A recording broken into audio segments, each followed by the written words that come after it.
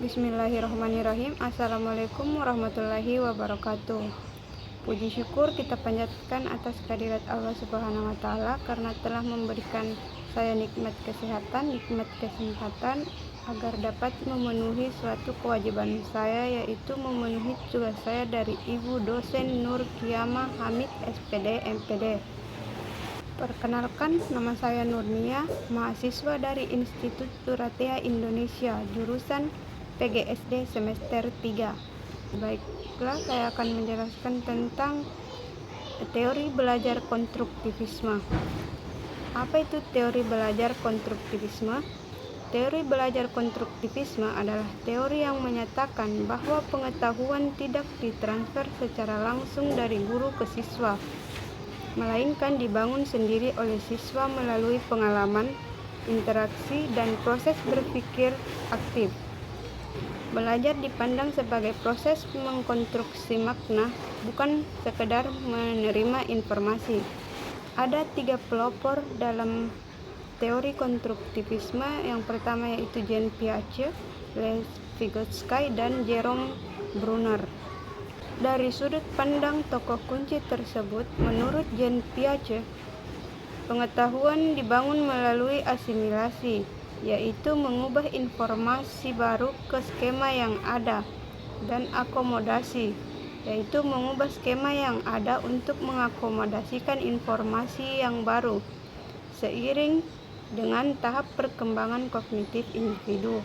Sedangkan menurut Lev Vygotsky, pembelajaran sangat dipengaruhi oleh interaksi sosial dan zona perkembangan proksimal yang dapat mereka lakukan dengan bantuan.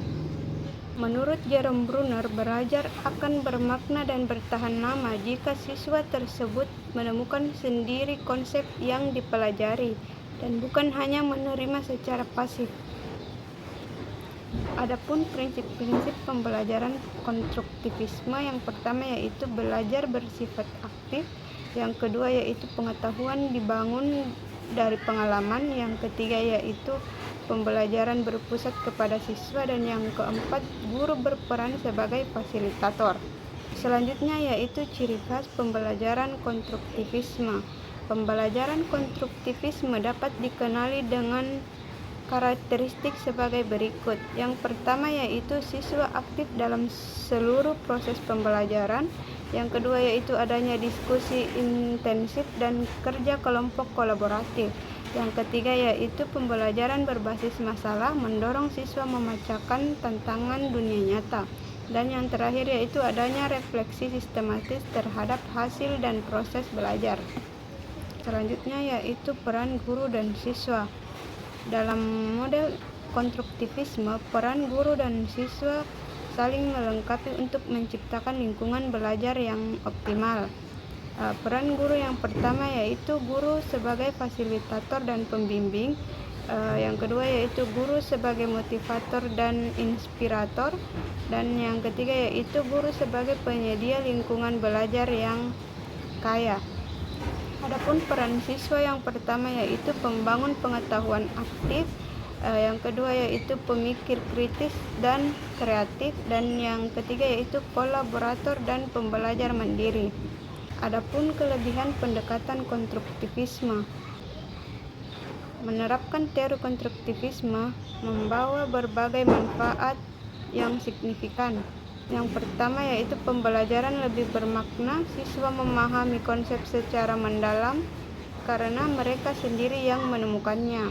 Yang kedua yaitu meningkatkan berpikir kritis, siswa diajak menganalisis, mengevaluasi, dan sintesis informasi secara aktif.